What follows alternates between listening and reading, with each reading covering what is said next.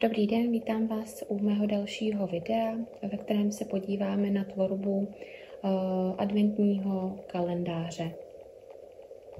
K tvorbě kalendáře budeme potřebovat balící papír, ze kterého budeme dělat sáčky, ale můžete použít samozřejmě už nějaké vytvořené papírové sáčky nebo bavlněné sáčky, co vám bude vyhovovat, co se vám bude líbit. Dále nějaká vytištěná nebo samolepící čísla na adventní kalendář, ramínko, lepidlo, nůžky, provázek a samozřejmě něco, čím budete ten kalendář plnit.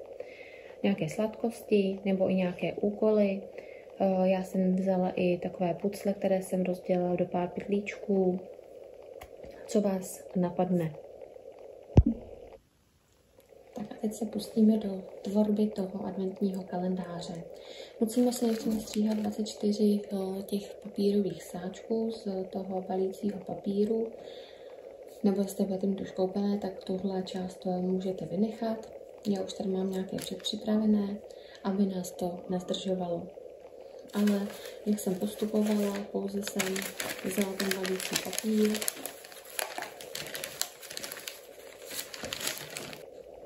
Část jsem si ustříhala.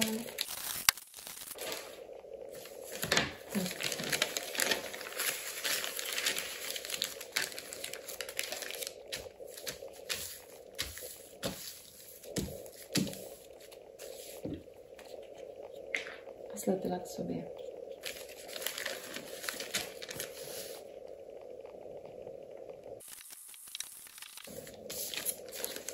A je hotovo.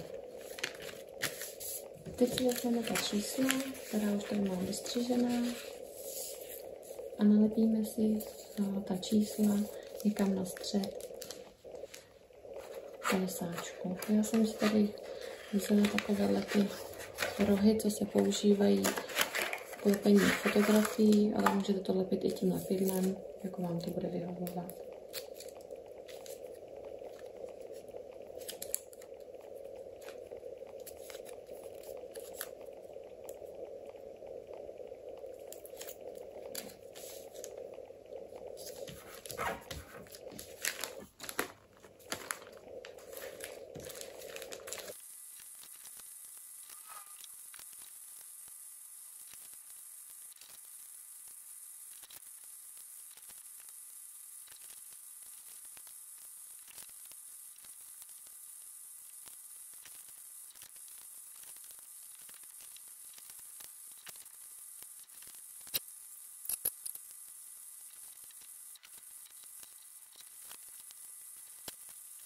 Hotovo, a teď už stačí pytlíčkovat.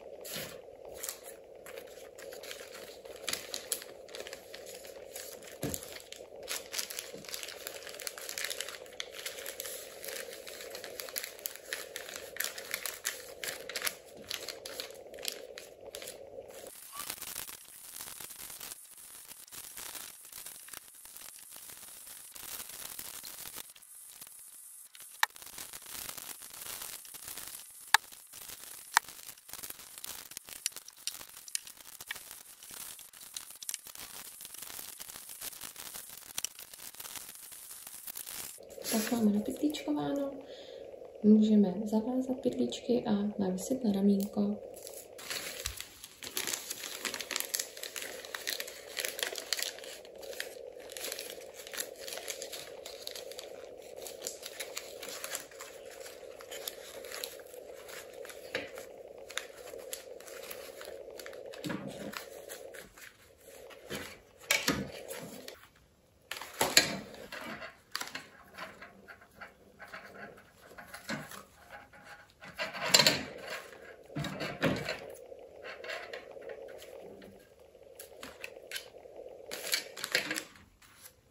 Postupně zalepíme všechny psáčky.